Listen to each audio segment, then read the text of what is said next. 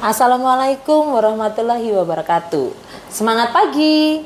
Bersama saya Maria Karunia dari PKRS. Kita kembali di Pojok PKRS, podcast jelajah obrolan keren promosi kesehatan Rumah Sakit RSUD Dr. Muhammad Saleh Kota Probolinggo.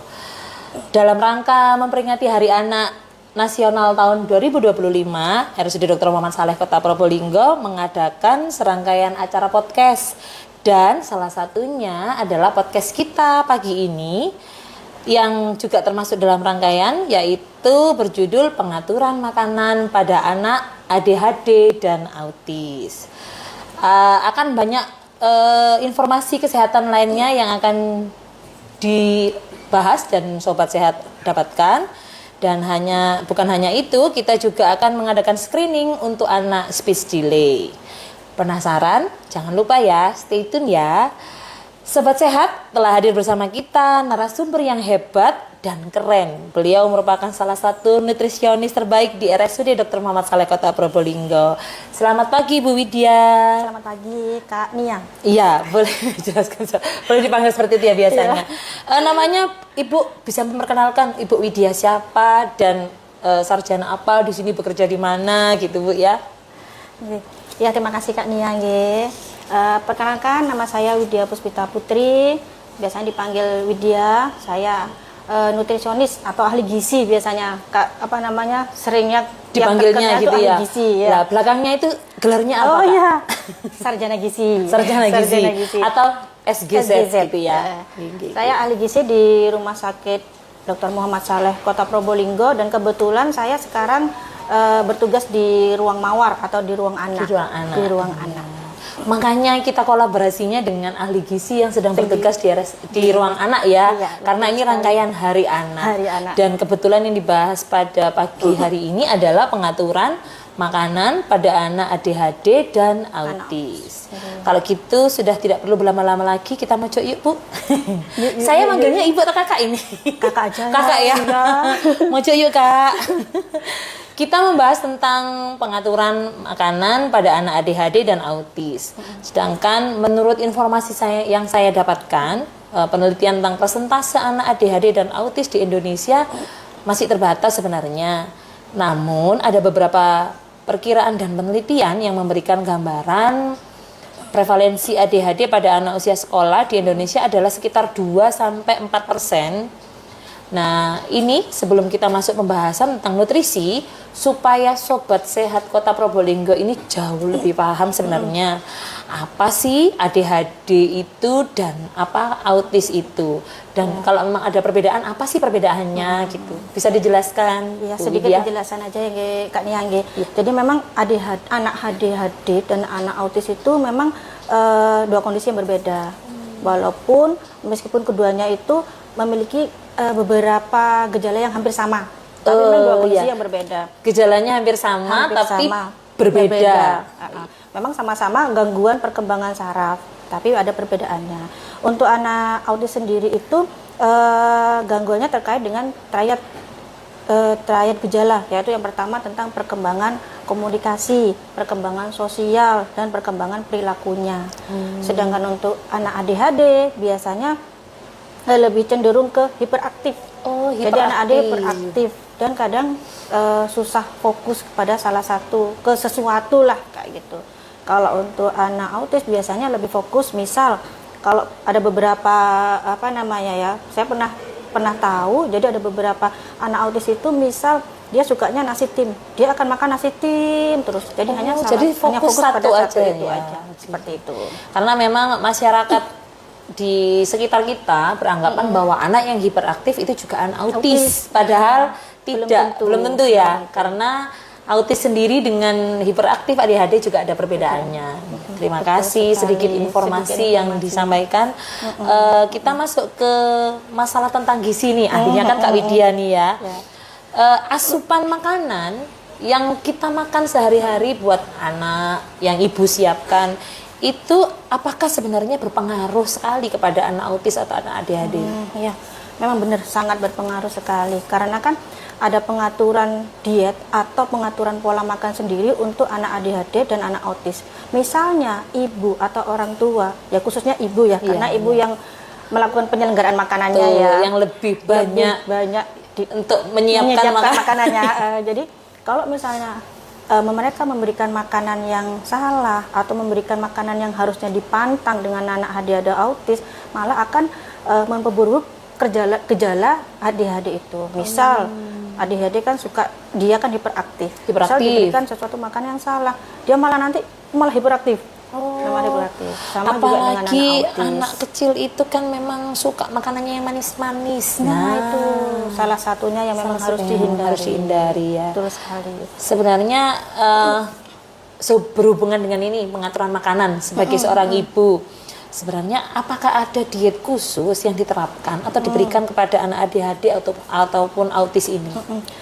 Jadi ada beberapa penelitian yang memang mereka itu sudah meneliti makanan apa yang memang harus dihindari, terutama yang gluten free, casein free, sama sugar free. Sugar free, jadi tiga kuncinya. Gluten free, casein free, sama sugar free. Nah, ya. Selain itu, gluten ini sebenarnya apa sih? Karena kalau orang yang awam dengar apa sih sebenarnya gluten ini? Gitu. Gluten itu kasarannya gampangannya ya. Biasanya terdapat di gandum. Jadi bahan makanan yang seperti gandum, kemudian tepung terigu. Tepung-tepungan. Nah, selain dari itu saya jelaskan kembali lagi ya. Jadi untuk selain tiga tadi, gluten, kasein dan sugar free, juga harus menghindari makanan yang tinggi fenol. Kemudian makanan yang berpengawet atau ada bahan pewarna makanan. Nggak boleh ya. Iya, betul sekali, harus dihindari. Kemudian juga makanan yang berfermentasi, seperti kan tempe nggak boleh. Tempe itu harus dihindari. Jadi bahannya fermentasinya ini yang berpengaruh. Oh, gitu. Karena kan kalau orang awam yang berpendapat bahwa tempe ini makanan sehat gitu ya, dari kedelai, dari proteinnya seperti itu. Jadi kita nggak paham bahwa fermentasinya ini yang berpengaruh kepada anak autis dan anak ADHD. Betul sekali. Oke, ketika kita menerapkan diet khusus nih, Kak, kepada anak ADHD dan anak autis, ini kan pasti ada kendala. Kira-kira kendala apa sih yang biasanya sering banyak terjadi ketika mempersiapkan diet khusus ini? Yang pertama mungkin ini, orang tua itu sudah tahu anaknya ADHD atau autis, tapi mereka belum paham pengaturan pola makannya, pengaturan dietnya, sehingga akhirnya makanan yang disiapkan oleh orang tua, khususnya ibu, nanti akan terjadi kesalahan, sehingga memperburuk keadaan anak ADHD atau autis itu. Dan yang kedua, ada juga yang orang tua sudah tahu anaknya ADHD dan autis, dan mereka sudah tahu pengaturan pola makannya, cuman mereka malas. Karena kan pengaturan pola makannya kan berbeda dengan makanan keluarga biasa. Nah, jadi kadang mereka kan malas untuk masak 2 kali, atau misalnya menyiapkan satunya kan tempe, satunya kan bukan tempe berarti kan harus diganti. Berarti menunya berbeda gitu. Dan ada juga yang orang tua juga sudah tahu pengaturan pola makannya, tapi mereka kasihan ke anaknya. Mungkin ada yang gini, kasihan kalau kurang gizi, karena contohnya, misal kayak susu kan juga harus dihindari karena di sana mengandung kasein. Susu itu juga tidak boleh ya. Tapi kan ada alternatif lainnya. Jadi makanan susu ini kan selain mengandung kasein, dia juga kan mengandung kalsium. Ada alternatif lainnya, makanan yang tinggi kalsium lainnya. Jadi bisa diganti dengan itu. Kalau misalnya anaknya suka susu, bisa diganti dengan susu lainnya. Misal susu almond, susu kedelai, susu kacang hijau, bisa juga jadi alternatif untuk pengganti susu. Karena kan selama ini kita sebagai masyarakat awam itu kan beranggapan bahwa susu ini sangat dibutuhkan untuk anak-anak ya. Jadi tetap diberikan susu, apalagi susu yang perasa-perasa, rasa stroberi, coklat, dan itu memang kesukaan anak-anak rata-rata. Itu kita beranggapan bahwa susu ini aman untuk anak-anak. Jadi tetap diberikan saja. Walah, berarti memang susu ini juga tidak boleh. Salah satu yang memang harus dihindari. Meskipun anak suka, tapi diberikan alternatif pengganti lainnya. Betul. Ini menyambung masalah susu, roti dan lain-lain ini. dijelaskan, bisa dijelaskan nggak sama Kak Widya? Misalkan makanan apa sih yang boleh dan makanan apa yang nggak boleh secara pasti? Karena tadi kan hanya dijelaskan gluten free, sugar free, dan ibu-ibu otomatis hanya berpikir bahwa apa sih sebenarnya yang free ini? Contohnya seperti apa supaya tidak salah dalam memberikan diet kepada anaknya? Bisa dicontohkan nggak sebenarnya? Kalau untuk makanan yang mengandung gluten itu misalnya seperti gandum, tepung terigu, vermouth, roti, sama mie. Nah itu yang mengandung bahan makanan yang mengandung gluten. Berarti roti apapun tidak boleh diberikan kepada anak Roti ADHD. yang terbuat dari tepung terigu sama tepung gandum. Rata-rata seperti dari itu semua. Iya, betul. Rata-rata roti itu asalnya kan dari tepung terigu, toh atau dari roti gandum. gandum, Nah, betul. itu berarti roti ini memang tidak boleh sama sekali ya. Oke. Untuk roti. bahan makanan yang tidak mengandung gluten, misal seperti beras, Oh, kemudian jagung, soun, akan ada soun Oh, jagung. soun jagung itu berarti aman. Aman. Pengganti mie diberikan soun jagung gitu. Atau mie, saya pernah dulu ada temen itu bikin mie tapi dari tepung wortel atau tepung bayam kayak gitu. Itu bukan Boleh. tepung juga ya? Iya, dibuat tepung. Ada juga yang dari tepung kacang hijau. Jadi dulu ada yang bikin ya dari kacang hijau, Dihaluskan gitu ya. dihaluskan benar-benar halus, baru kan dikeringkan, tapi sebelum dihaluskan dikeringkan dulu. Oh Benar-benar iya, dikeringkan, baru dibuat kemudian tepung. Apakah itu sendiri untuk kita misalkan bikin ya? Karena nggak boleh tepung terigu, nggak boleh gandum, harus tepung yang tadi ya, tepung dari kacang hijau dan lain.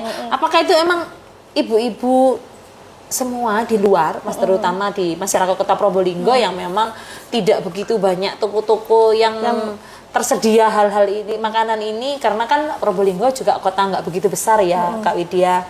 Seperti kalau di Surabaya, di Malang itu kan ada toko-toko tertentu.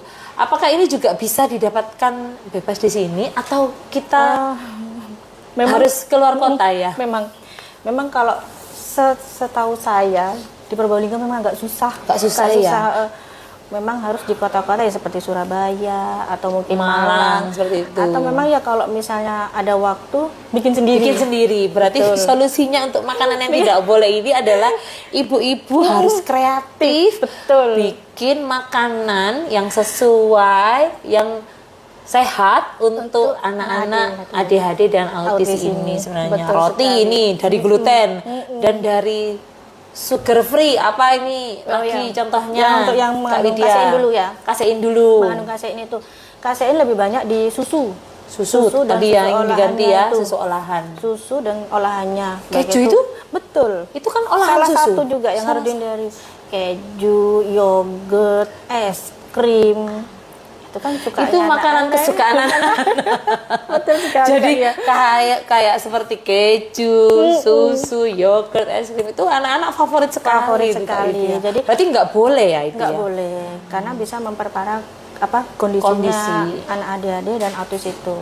Untuk yang bahan makanan yang tidak mengandung kasein bisa didapat dari seperti daging sapi, Penggantinya berarti ayam, daging, ayam kampung, telur kampung. Karena kan kalau ayam kampung sih menurut saya lebih lebih aman sih Aman makanannya. daripada ini ya hormon. Tidak ada hormon. Takutnya ada suntikan apa kita Iya, nggak iya, tahu. iya, Itu betul, si betul. ayam kampung sama ikan laut, ikan tawar kan ada lele, nila, mujair, itu boleh nggak apa-apa. Kota Probolinggo ini kan dekat laut. Alhamdulillah kalau untuk pengganti kasein itu ikan laut banyak. Tinggal ke pelabuhan, nanti di sana ada pasar ikan atau di pasar manapun ikan-ikan di sini banyak pengganti.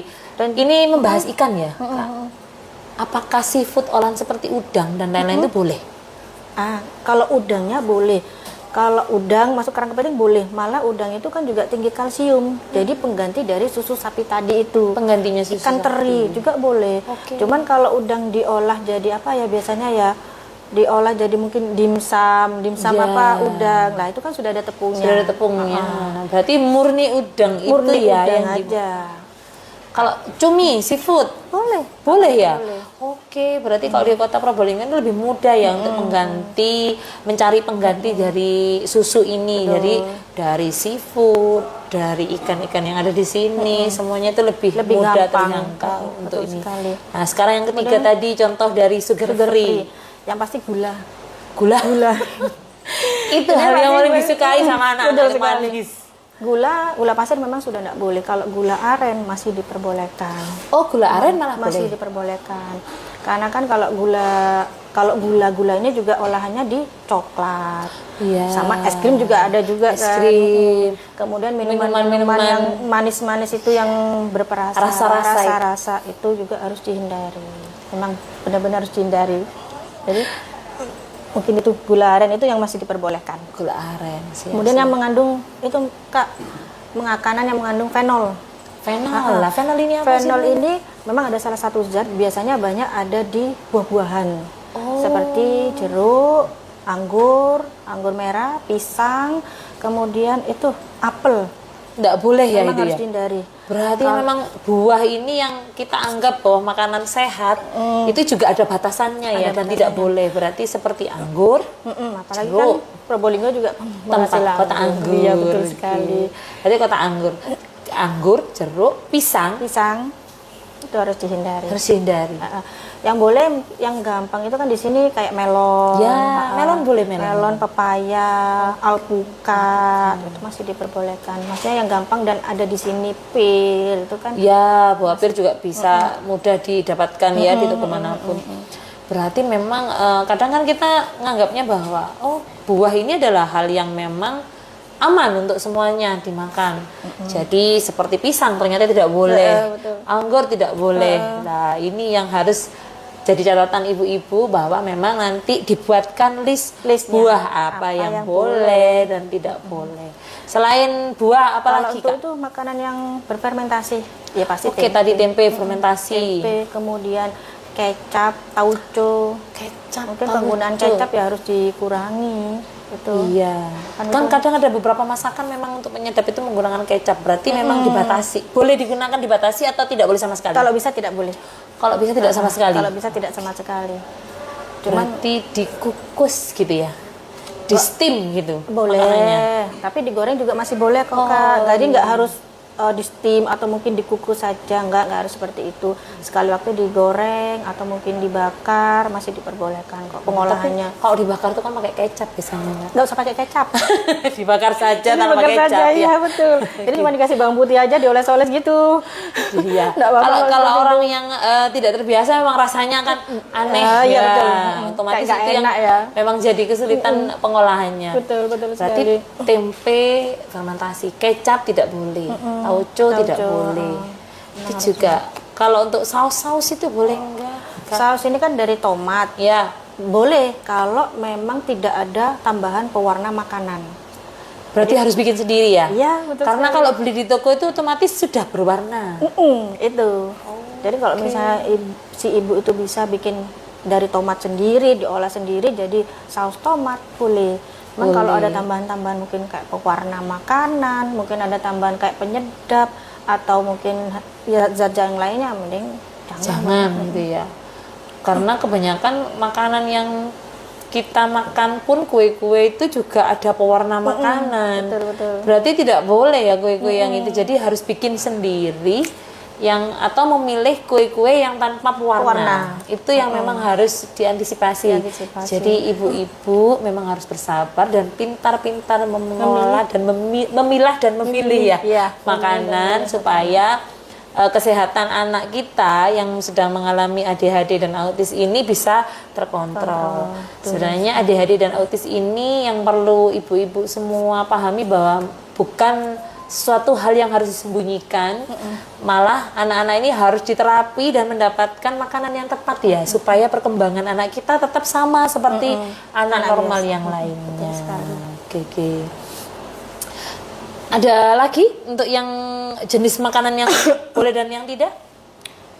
Itu juga Hanya ini, itu ya? apa namanya juga pentingnya omega 3 ya. Oh, Omega 3 ini kan omega 3. untuk otak. Iya. Ya, jadi ya dari ikan itu. Kan di sini kan lebih gampang untuk mencari ikan, membeli ikan.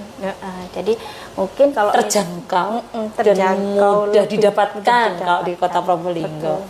Betul. Gitu. Jadi ikan yang paling penting juga mungkin Mungkin setiap harinya ikan boleh, tapi tetap harus digonta-ganti agar bervariasi. Supaya anak tidak bosan. Biar Ya. tidak bosan. Kalau misalkan ikan ini diolah seperti jadi nugget itu pakai tepung nggak ya? Pakai tepung. Pakai tepung ya? terigu, iya. Pakai tepung terigu, Kalau juga pakai roti ya, jadi nggak Tepung itu. tepung beras itu boleh, cuman kalau Boleh. tepung beras gimana ya? Akhirnya jadi kayak kanji, gitu ya. betul. Jadi kayak cilok gitu. Betul.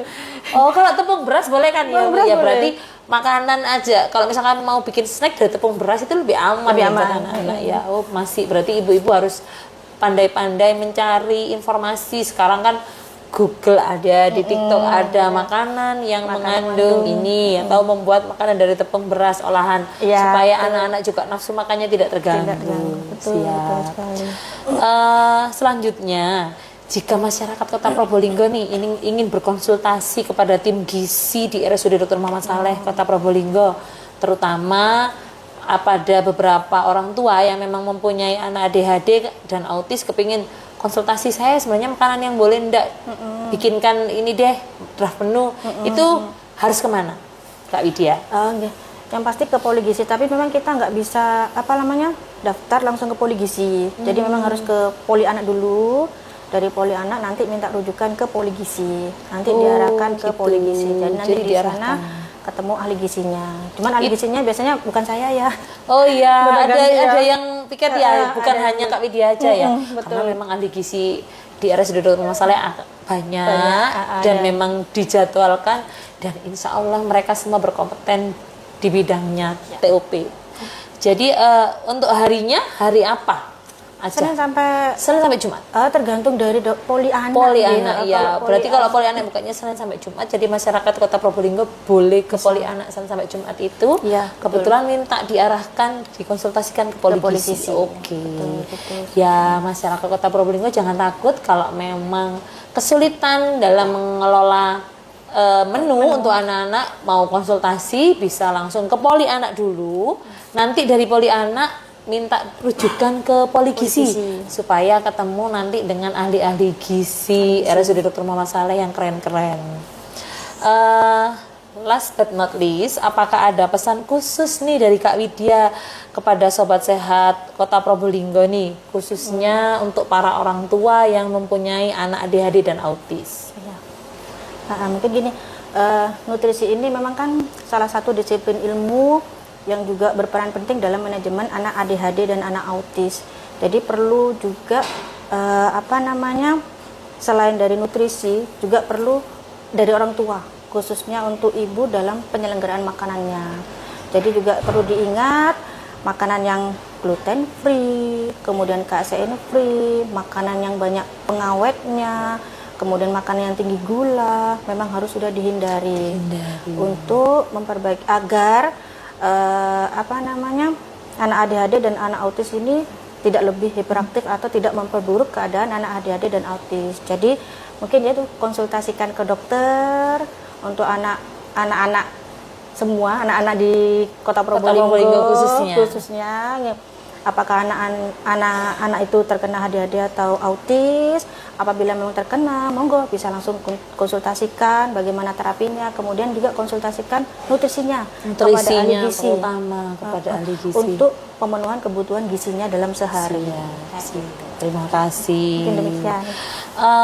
Nggak terasa ya, kita sudah beberapa waktu ngobrol dan kita sharing-sharing mengenai status gizi atau nutrisi untuk anak-anak ADHD dan autis. Terima kasih kepada narasumber yang selalu semangat dan keren, yaitu nutrisionis kita, Kak Widya Puspita, SGZ, Sarjana Gizi. Semoga selalu diberikan kesehatan sehingga dapat terus memberikan ilmu-ilmu yang bermanfaat kepada kita semua. Anak-anak adalah anugerah. Jangan pernah menyakiti mereka. Di Hari Anak Nasional ini, mari kita bersama menciptakan lingkungan yang aman dan bahagia untuk mereka, terutama nutrisi yang baik untuk perkembangan mereka. Demikian Pojok PKRS, saya Maria Karunia dari tim PKRS undur diri. Semangat pagi!